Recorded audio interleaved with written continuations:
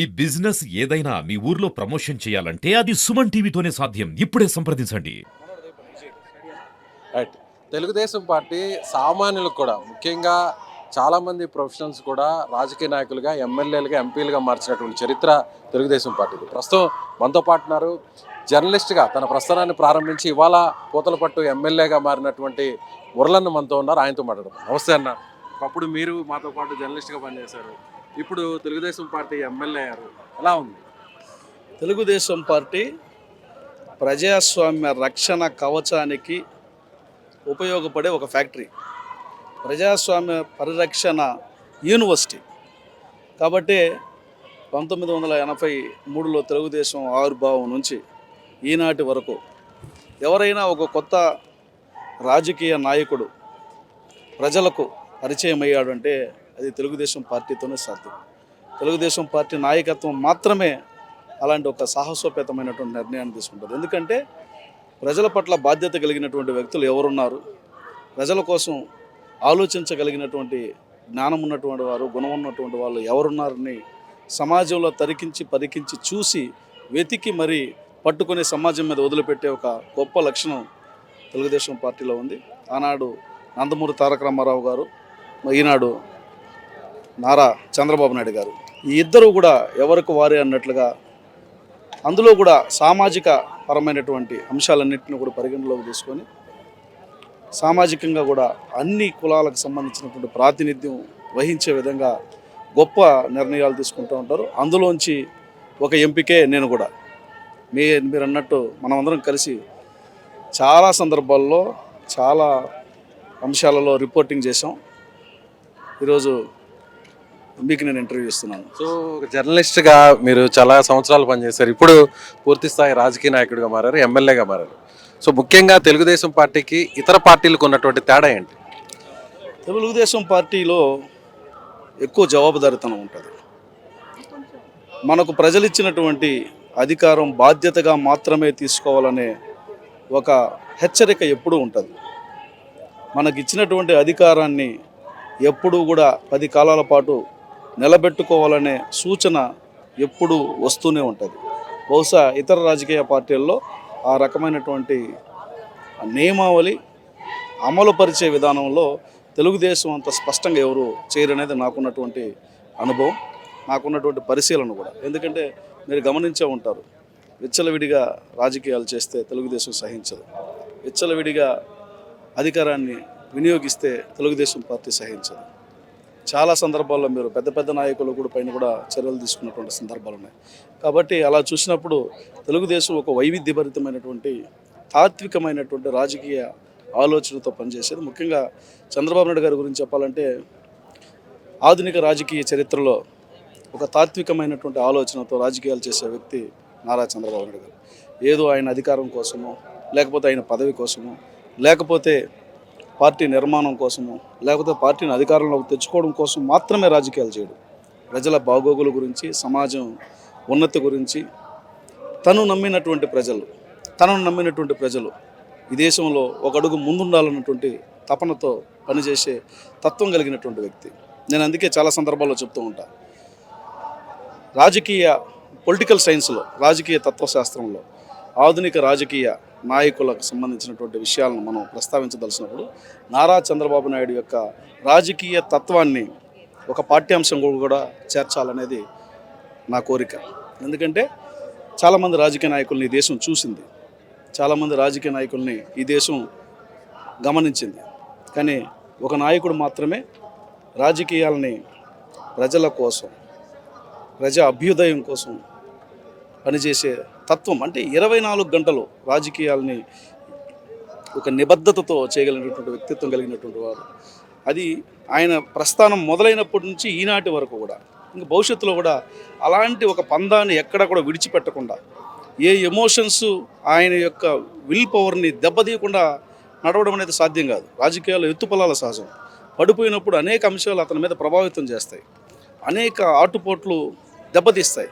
కానీ అలాంటి అంశాలేవి కూడా అతని మీద ప్రభావం పడకుండా, ఆ తాత్విక చింతనని వదలకుండా పట్టుకుని నడిపిస్తున్నటువంటి వ్యక్తి అరుదుగా ఉంటారు.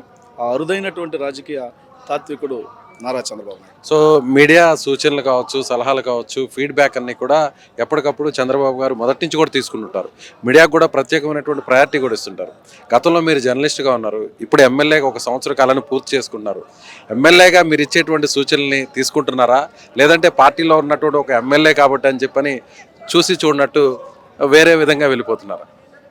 మీరు గమనించే ఉంటారు, తొలిసారి ముఖ్యమంత్రి అయినటువంటి జగన్మోహన్ రెడ్డి నీ కలవకుండానే ఎమ్మెల్యే పదవులు అయిపోయినటువంటి వాళ్ళు చాలామంది ఉన్నారు. కానీ 4వసారి ముఖ్యమంత్రి ఆయన. మీరు కలిసారా? చెప్తున్నా, 4వసారి ముఖ్యమంత్రి. 4వసారి ముఖ్యమంత్రి అయినా వెళ్ళంగానే ఏమయ్యా మురళి అని సంబోధిస్తారు ఆయన. నేను తొలిసారి ఎమ్మెల్యే, 175 మందిలో నేను ఒకరిని. ఆయనకు ఉన్నటువంటి ప్రెజర్స్లో నా పేరు కూడా గుర్తుపెట్టుకోవాల్సిన అవసరం ఉండదు. ఎమ్మెల్యే కాబట్టి గుర్తుపెట్టుకోవచ్చు. అంటే వెంటనే రావాలంటే మనం ఫ్రెండ్స్ చాలామంది ఒక 20-30 మంది ఒక నెల 2 నెలల తర్వాత గ్యాప్లో రావాలంటేనే, ఇప్పుడు నీ పేరు విజయ్ అని పిలవాలంటే ఒక 10 సెకండ్లు పడుతుంది. బట్ ఆయనకు అది లేదు. ఎలాగని ఏమయ్యా మురళి ఏమైనా చెప్పాలా, ఇలా అడగగలిగినటువంటి ఒక హోదాలో ఒక బాధ్యతలో ఉండి ఇలా అడగగలిగినటువంటి అందుకే చెప్పా, అతను ఒక రాజకీయ తాత్వికుడు, ఆయన ఒక పాఠ్యాంశం కావాలని ఎందుకు చెప్పానంటే, ఏమయ్యా మురళి అంటాడు, మాట్లాడిన తర్వాత ఏమైనా చెప్పాలా అంటాడు. అది జరుగుతుందా లేదనేది కదా ఫస్ట్ వింటాడు ఆయన. ఇప్పటివరకు మీరు ఎన్నిసార్లు కలిసారు, ఎన్నిసార్లు అపాయింట్మెంట్? నేను అపాయింట్మెంట్ అడిగిన ప్రతిసారి ఇచ్చారు. నేను అపాయింట్మెంట్ అడిగి లేకుండా పోయిన రోజైతే లేదు. వెళ్ళిన ప్రతిసారి నియోజకవర్గం గురించి మాట్లాడినప్పుడు కూడా నేను చూస్తానయ్యా అని చెప్తాడు. మ్యాంగో గురించి మాట్లాడినా, ఇరిగేషన్ ప్రాజెక్టు గురించి మాట్లాడినా, లేకపోతే ఇండస్ట్రియల్కి సంబంధించినటువంటి మా నియోజకవర్గంలో ఏదైనా ఇండస్ట్రియల్ పార్క్ పెట్టాలన్నా స్థలం చూడని అంటే ఆయన సూచనలు ఇచ్చి పంపించి, ఆయనకి నేను చెప్పిన తర్వాత నేనేం చేయాలని కూడా చెప్పిస్తాడు. నువ్వు ఇక్కడ వచ్చి రిప్రజెంటేషన్ ఇచ్చేసి పోతే సరిపోదయ్యా, నువ్వు పోయి అక్కడ గ్రౌండ్ వర్క్ చేయాలి, గ్రౌండ్లో పోయి నువ్వు దీనికి సంబంధించినటువంటి ప్లానింగ్స్ చేసుకోవాలి, ఆఫీసర్స్తో ఏం చేసుకోవాలి, ఇవన్నీ కూడా చెప్పిస్తాడు. కొత్త వారిని వదిలిపెట్టాడు, ఆయన నేర్పిస్తాడు. ఆయన ఒక్క సూచన చేస్తే 100 ఆలోచనలు వస్తాయి మనకు.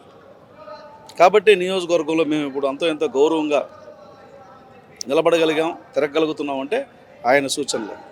అలాంటి రాజకీయ నాయకులు అరుదుగా ఉంటారు.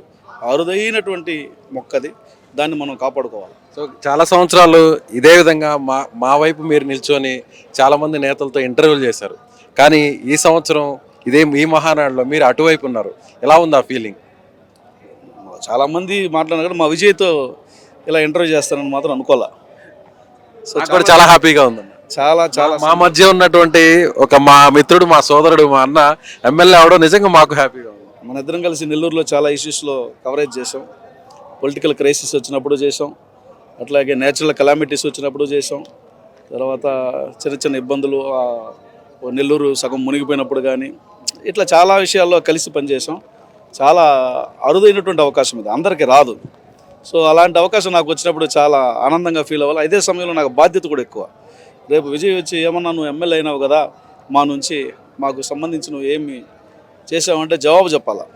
ఎందుకంటే నాకు బాధ్యత ఎక్కువ. మా నియోజకవర్గం వాళ్ళతో పాటుగా అడిషనల్గా మీ అందరి బాధ్యత కూడా ఉంటుంది. కాబట్టి నేను మంత్రి గారిని కలిసినప్పుడు అంతా కూడా నేను చెప్తా ఉంటాను, మీడియా వాళ్ళకి సంబంధించి ఏదైనా ఒక మంచి నిర్ణయం తీసుకోవాలా. బహుశా తెలుగు రాష్ట్రాల్లో చంద్రబాబు నాయుడు గారే ఎప్పుడు కూడా మీడియాకు సంబంధించిన సంక్షేమం కానీ వాళ్ళ పట్ల మంచి ఆలోచన, సహృద్భావంతో ఉండే ఆలోచన కలిగినటువంటి వ్యక్తి నారా చంద్రబాబు నాయుడు. సో కాబట్టి నేను ఎట్లాగా మీడియా నుంచి వచ్చినా కాబట్టి మీరు ఏదైనా ఒక మంచి డెసిషన్ తీసుకోవాలా, ఇళ్ల పట్టాల విషయంలో కానీ, అక్రిడేషన్ విషయంలో కానీ, లేదంటే కొత్త ఏదైనా తీసుకొచ్చేటప్పుడు కానీ అని చెప్తే ఖచ్చితంగా నిన్ను పిలుస్తాననేవాడు ఆయన కూడా. పార్థసారథి గారు ఏదైనా కొత్త నిర్ణయాలు తీసుకునేటప్పుడు నువ్వు కూడా రావాలబ్బా, ప్రాక్టికల్ ఎక్స్పీరియన్స్ ఉండేవాడు నువ్వు అని. సో కాబట్టి తెలుగుదేశం పార్టీ ఆ గౌరవానికి డోకా లేకుండా ఇవ్వదు, ఆ విధంగా చూడదు. సో జర్నలిస్ట్ నుంచి ఎమ్మెల్యే అయ్యారు, భవిష్యత్తులో మంత్రిగా కూడా చూసే అవకాశం ఏమన్నా ఉండొచ్చు అనుకోవచ్చా? అంటే మంత్రివర్గం అనేది ముఖ్యమంత్రి యొక్క డిస్క్రిప్షన్. ముఖ్యమంత్రి గారు తన యొక్క ఆలోచనల్ని ఇంప్లిమెంట్ చేసే క్రమంలో అన్ని సమీకరణలు చూసుకోవాలి. ఎందుకంటే మీ జిల్లా నుంచి ఇంకా కూడా ఎవరు కేటాయించలేదు. మా జిల్లాలో నాకన్నా సీనియర్లు చాలామంది ఉన్నారు, తెలుగుదేశాన్ని చాలా కాలంగా పనిచేస్తున్నటువంటి వాళ్ళు. నాకు అలాంటి ఉన్నతమైన ఆలోచనలు, కలలు కనాలి కానీ మరీ ఒకేసారి ఓవర్ నైట్ అన్ని కలలు కనకూడదు. నాకు ముఖ్యమంత్రి గారు, లోకేష్ బాబు గారు, వారి ఆశీస్సులు నాకు ఎప్పుడూ ఉంటే చాలు. అంతకు మించి నేను కోరుకునేది ఏది ఉండదు. వారి ఆశీస్సులు ఉంటే అన్ని ఏం రావాలో అవన్నీ వస్తుంటాయి. ఎమ్మెల్యే టికెట్ కూడా వారి ఆశీస్సులతోనే వచ్చింది. మరి ఇక భవిష్యత్తులో ఇంకా చాలా కాలం ఉంది, చాలా ప్రస్థానం ఉంది. రైట్ అన్న, thank you so much. MLA అయినందుకు ఇక్కడ మాతో పాటు సమానంగా ఉండి ఒకప్పుడు అందరితో ఇంటర్వ్యూ చేస్తున్న మా మురళి గారు ఇప్పుడు ఎమ్మెల్యే అయ్యారు. ఇప్పుడు కూడా అట్టే ఉంటా.